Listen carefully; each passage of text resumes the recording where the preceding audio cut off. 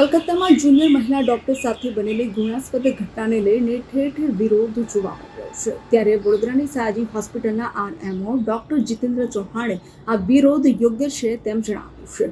જી હા, કલકત્તામાં બનેલી ઘૃણાસ્પદ ઘટનાને લઈને ઠેર ઠેર વિરોધ જોવા મળી રહ્યો છે। ત્યારે આજે છઠ્ઠા દિવસે પણ વડોદરા શહેરના સયાજી હોસ્પિટલના રેસિડેન્ટ ડોક્ટરે આજે છઠ્ઠા દિવસે વિરોધ નોંધાવ્યો છે। તો સાથે જ સયાજી હોસ્પિટલના આરએમઓ ડોક્ટર જીતેન્દ્ર ચૌહાણે આ વિરોધ યોગ્ય છે તેમ તેમણે જણાવ્યું છે। તો સાથે જ તેમણે એમ પણ જણાવ્યું છે કે આ વિરોધ કાયદામાં રહીને કરવો જોઈએ, કારણ કે આની માઠી અસર સીધી જ જે દર્દીઓ છે તેમની ઉપર પડી રહી છે, કારણ કે ઓપીડીમાં 50% ઘટાડો થયો છે। તો પ્રથમ દિવસે જ કેટલીક સર્જરી કેન્સલ કરવામાં આવી હતી, તો સાથે જ જે ઇમરજન્સી સર્જરી હતી તે જ લેવામાં આવી હતી। તો કાયદામાં રહીને આનો વિરોધ કરવો જોઈએ।